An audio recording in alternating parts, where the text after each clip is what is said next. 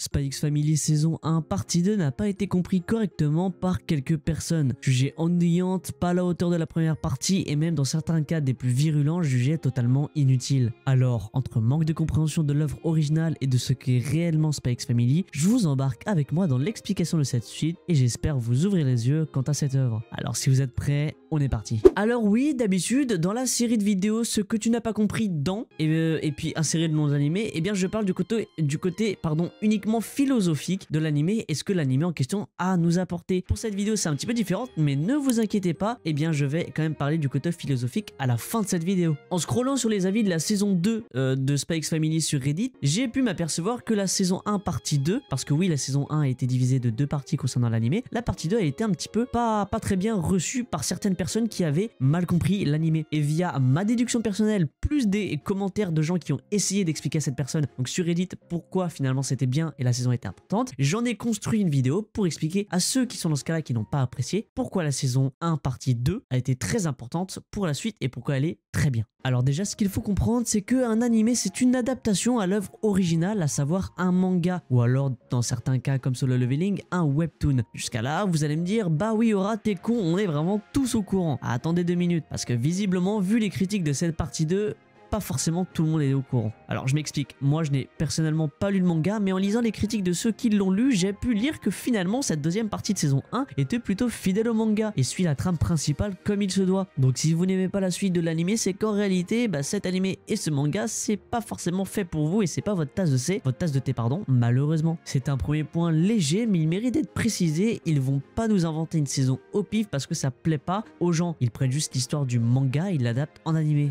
C'est tout. En deuxième point, on va parler du synopsis global et ce qui se passe dans la saison 1 pour en savoir un petit peu plus sur ce qui n'a pas été apprécié. La saison 1 était en fait une mise en bouche comme toutes les saisons 1 des animés au monde en fait. Elle lance toute l'histoire et toute l'intrigue, donc il s'y passe vraiment beaucoup de choses dès le début. On apprend que Anya sait lire dans les pensées, donc la fille de la famille. On y apprend que les deux parents forgeurs ont une double vie, que Anya est au courant de ces deux doubles vies là et qu'en même temps c'est une petite fille naïve et elle a ses pensées et ses peurs. Elle a notamment peur de se faire abandonner par ses parents. En plus de ça, elle a la capacité de lire dans les pensées. C'est grâce à ça qu'elle a appris la double vie des parents et via ces pensées là elle réfléchit elle de travers. Ça reste une petite fille, c'est normal, ce qui nous apporte un petit côté humoristique et l'intrigue un petit peu se lance au fur et à mesure de l'histoire. De leur côté, les parents ont tout intérêt à garder leur relation pour le bien de leur double vie et pour être incognito, et chacun d'eux ont leurs raisons plus spécifiques, ce qui fait que toute cette famille n'a pas envie que cette situation s'arrête. Alors entre incompréhension, changement et développement, on a le droit à pas mal d'actions, d'humour et de situations assez loufoques et on en découvre tout ça en une seule saison, ou du moins en une seule première partie de 12 ou 13 épisodes. Mais on y apprend au fur et à mesure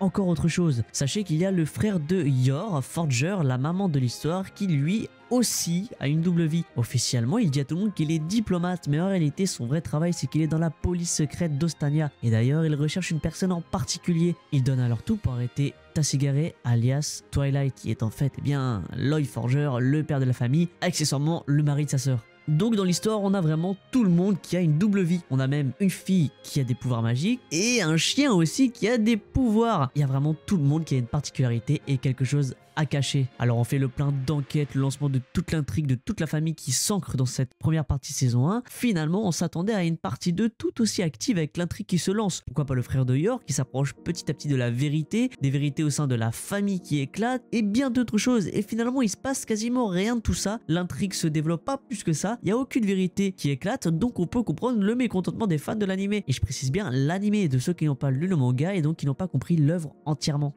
Alors finalement, pourquoi cette partie 2 est beaucoup plus importante et intéressante qu'on ne peut le croire et qu'y a-t-il à y comprendre? Ce qu'il faut savoir, c'est que cette suite est très importante pour le reste de l'animé. Elle nous permet d'ancrer un peu plus les bases de leur famille, mais surtout de la développer. Il faut comprendre qu'il ne peut pas se passer que des dingueries H24 parce que ce n'est pas le but du manga. Je dois vous le rappeler, c'est un animé aussi slice of life, aussi dit tranche de vie en français. Pour la faire courte, le but est aussi de montrer la famille dans son quotidien. Adopter un chien, faire des sorties entre familles ou entre mari et femme pour Yor et Lloyd. Il y a aussi des problèmes à régler et tout ce genre de choses et la vie quotidienne d'une famille, tout simplement. Rappelez-vous aussi d'une chose, c'est qu'il y a de la romance à moindre frais certes, mais Lloyd et Yor qui se sont mis en couple de base pour se camoufler de base, hein, je le rappelle, et finalement il y a des liens d'amour entre les deux qui se tissent et qui se développent très lentement certes, mais au quotidien ça se développe et il ne faut pas le nier, cet aspect de l'anime et aussi du manga. Quand vous regardez un anime type romance, slice of life où classiquement on suit une étudiante ou un étudiant, un lycéen ou une lycéenne,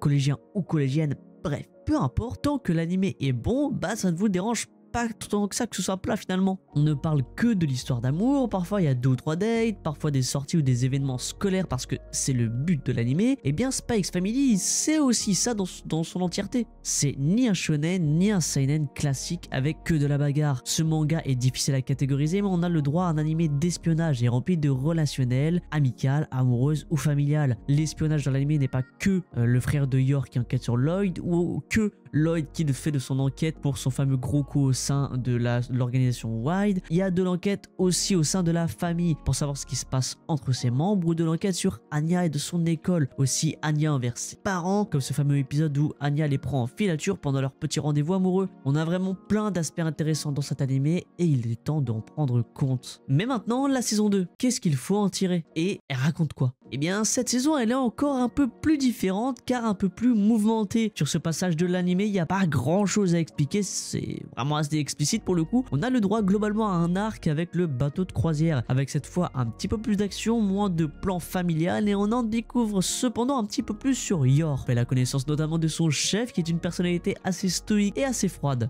On en apprend plus sur le fond de son caractère et on voit Lloyd faire des choses qu'il n'a pas forcément l'habitude de faire dans son travail à lui et dans son milieu. Somme, on voit la famille sous un angle différent de d'habitude. Là où dans la saison 1, dans son entièreté, il n'y a pas vraiment d'action ou du moins en termes de bagarre, il n'y en a pas non plus énormément. Là où dans la saison 2, il y en a un petit peu plus tout de même, ainsi que plus de tension vis-à-vis des situations un peu plus sérieuses et plus tendues, sans néanmoins négliger le côté humoristique très caractéristique de cet anime. Cette saison sert à mieux cerner les différentes facettes des personnages et de mon côté on espère une suite avec de nouveau la famille qui évolue et que cette fameuse croisière aura servi dans le long terme pour les fondations de cette famille. Comme promis, parlons du côté maintenant philosophique de cet animé pour finir la vidéo, ou du moins le côté un petit peu moralisateur. Qu'est-ce que cet animé a à nous apprendre? C'est surtout un slice of life assez particulier avec un humour très prononcé, donc ils n'ont pas vraiment accentué le côté moralisateur, ou du moins il faudra attendre la toute fin de la publication au côté animé pour en soutirer plus d'informations à ce sujet. Je vais pour cette partie me concentrer sur Anya, la fille de la petite famille. Pour le bien de la mission des 2 parents, il l'envoie dans une école très huppée avec les enfants de famille richissime et respectée. Néanmoins, cette petite Anya, c'est pas une enfant assez distinguée. Elle n'a pas eu par le passé une éducation dans ce sens-là, donc elle devait jouer le jeu et faire semblant d'être comme les autres. Ce qu'on peut remarquer, c'est que ça ne se passe pas toujours comme prévu. Par contre, au fur et à mesure, elle arrive à se faire des amis dans cette école et arrive de par sa nature à briller dans certains points dans cette fameuse école, bien que le côté scolaire, c'est assez bof. On peut donc en déduire que rien ne sert de jouer un rôle dans la vie de tous les jours pour obtenir quoi que ce soit. Rien ne sert d'être une personne différente ou du moins d'essayer de l'être dans un premier point parce que c'est notre vraie nature qui finit toujours par ressortir. De plus, même en étant naturel et en restant la personne que l'on est, on peut se faire apprécier par n'importe qui dans n'importe quel milieu. Certaines personnes ne nous apprécieront pas, d'autres oui, mais rien ne sert d'être différent. Autant rester normal et naturel, rester nous-mêmes et si les gens doivent nous apprécier, ils nous apprécieront par notre propre personne et pas celle que l'on prétend être et que de toute façon que l'on joue un rôle ou pas, des gens nous aimeront, d'autres nous aimeront pas. Alors tant qu'à faire, autant rester naturel. Voilà pour ce côté philosophique, il y a peut-être d'autres choses à creuser, mais bon, c'est pas la base de la vidéo et la vidéo aurait été vraiment trop longue. Le genre de série qu'est ce que vous n'avez pas compris dans tel animé, c'est oui, souvent le côté philosophique. Mais là, je m'étais rendu compte au vu des avis de la partie 2 de la saison 1 que l'animé n'a pas du tout été compris. Moi, toute la saison 1, je l'ai surkiffé et je l'ai bu d'une manière et d'une rapidité déconcertante. Mais c'est vrai que moi je l'ai compris directement en fait, sans me vanter, sans me jeter des fleurs. J'ai compris directement que c'était important et je me suis pas ennuyé parce que c'est mon type d'animé. Maintenant, vous avez compris pour ceux qui ne savaient pas pourquoi, parce que des fois, même moi, je regarde un animé et je l'apprécie pas et je comprends pas pourquoi. Je me dis, bon, bah, je sais pas, c'est un peu mon type d'animé, c'est bizarre, je comprends pas pourquoi, je n'aime pas. Et bien, pour toutes ces personnes qui se disaient ça pour Spy X Family, je me suis dit que cette vidéo, c'était cool de sortir un petit peu des sentiers battus, de pas parler uniquement du côté philosophique, d'aborder un autre aspect pour cette vidéo là et pour cette série de vidéos parce que je me suis dit que ça pouvait vraiment être utile parce que peut-être vous allez regarder l'animé sous un autre angle avec une autre vision et peut-être cette fois-ci vous allez l'apprécier. On sait jamais. À noter également pour la fin de cette vidéo, voilà, je le drop comme ça, concernant la saison 3 de Spy X Family. Sachez que bien la date est déjà prévue, voilà, la saison 3 sera diffusée pour octobre 2025, pas encore de jour de prévu, mais on sait que c'est pour octobre 2025, donc soyez à l'affût lorsque ce sera votre rentrée scolaire pour ceux qui sont encore en cours. Voilà pour cette vidéo. Alors donnez-moi vos avis concernant cet animé. Est-ce que vous l'avez vu? Est-ce que vous l'avez aimé? Concernant la partie 2 de la saison 1, qu'est-ce que vous en avez pensé? Et concernant pour l'instant la saison 2, peut-être qu'elle sera en deux parties aussi, parce que pour l'instant on n'a que 12 épisodes de la saison 2, tandis que la saison 1, je crois, comportait 25 ou 26. C'est fait en deux parties, vous aurez compris. Donc peut-être qu'on aura une partie 2 de l'animé côté saison 2, je sais pas. Dites-moi ce que vous avez pensé également de cette vidéo et de la pertinence de mes propos. Si vous n'êtes pas d'accord avec ce que j'ai avancé dans cette vidéo, eh bien n'hésitez pas à me le faire savoir avec tout le respect dans les commentaires, donc avec tout le respect du monde. Moi je parle d'une œuvre respectueusement. J'attends bien vos retours respectueux. Également, n'hésitez pas à vous abonner à la chaîne si cette vidéo vous a plu, ainsi que de liker cette vidéo. Et moi je vous retrouve une prochaine fois pour une nouvelle vidéo. C'était vrai les gars, je vous fais de gros bisous, prenez très bien soin de vous ainsi que de votre famille, c'est vraiment le plus important. Et puis à la prochaine, salut!